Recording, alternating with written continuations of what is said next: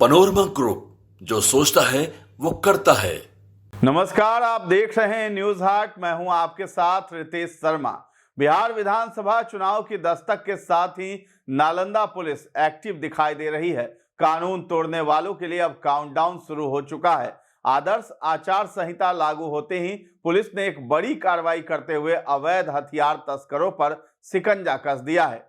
Nalanda police ने कार्रवाई करते हुए 2 पेशेवर अपराधी को भारी मात्रा में जिंदा हथियार, जिंदा कारतूस एवं लगभग 1.5 लाख रुपए नगद के साथ गिरफ्तार कर बैकवर्ड और फॉरवर्ड लिंक खंगालने में जुट चुकी है। दीपनगर थाना पुलिस और एसटीएफ पटना की संयुक्त टीम ने मघड़ा गुफापर मोहल्ले में छापेमारी कर शशि रंजन उर्फ गुड्डू कुमार को दबोच लिया है। उसके घर से पुलिस ने एक पिस्टल, 2 मैगजीन, 99 जिंदा कारतूस और 1,33,400 रुपए बरामद किए हैं। थानाध्यक्ष राजमणि ने बताया है कि पटना एसटीएफ, सीआरपीएफ और दीपनगर पुलिस के सहयोग से घर में छापेमारी की गई तो गुड्डू के कमरे से हथियार बरामद किया गया है, जो पूर्व में भी आपराधिक मामले में जेल जा चुका है। प्रथम दृष्टया मामला हथियार सप्लायर से जुड़ा प्रतीत होता है। दोनों गिरफ्तार अपराधियों का फॉरवर्ड और बैकवर्ड लिंक खंगाला जा रहा है।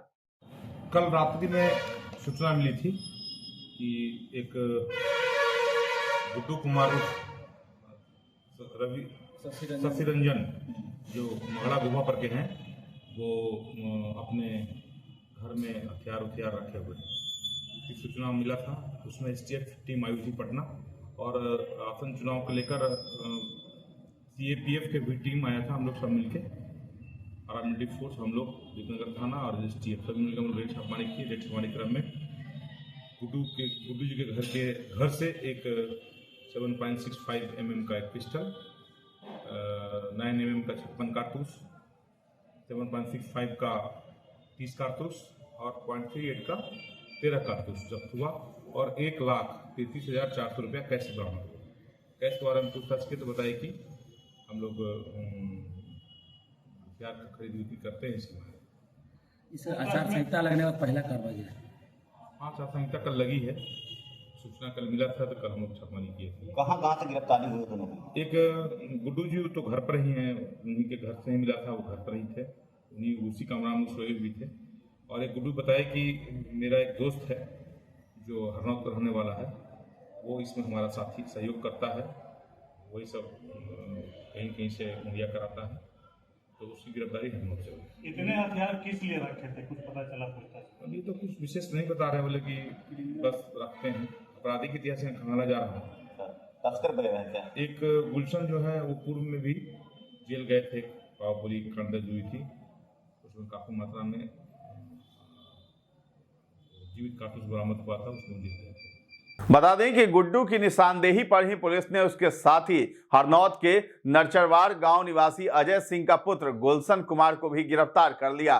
गुलशन कुमार को धंधे में संलिप्तता के आधार पर पकड़ा गया है। पुलिस दोनों से पूछताछ कर तस्करी नेटवर्क की कड़ियों को खंगाल रही है। अधिकारियों का कहना है कि यह कार्रवाई चुनाव के दौरान शांति व्यवस्था और पारदर्शिता बनाए रखने की दिशा में की गई है। छापेमारी टीम में विमलेश कुमार पासवान, मनोज कुमार, अनिल कुमार के अलावा पैरामिलिट्री फोर्स के जवान शामिल थे।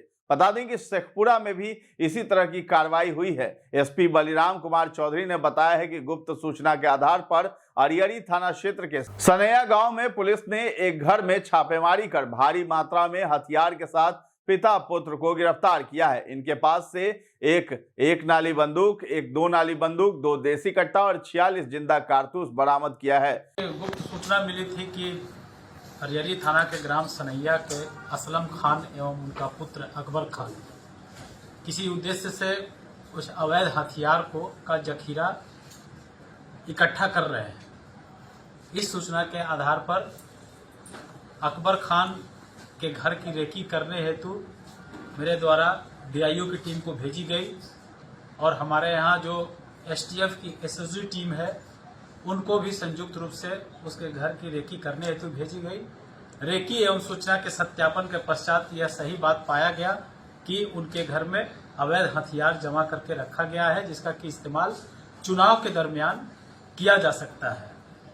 इस सूचना के सत्यापन पश्चात हमारे अनुमंडल पुलिस पदाधिकारी के नेतृत्व में एक टीम का गठन किया गया, जिसमें कि थानाध्यक्ष अरियरी, हमारे डीआईयू के प्रभारी अवधेश कुमार, विवेक कुमार और अन्य हमारे जो कर्मी थे, उन सभी को मिलाकर के उस अकबर खान के घर पर छापामारी के लिए भेजा गया।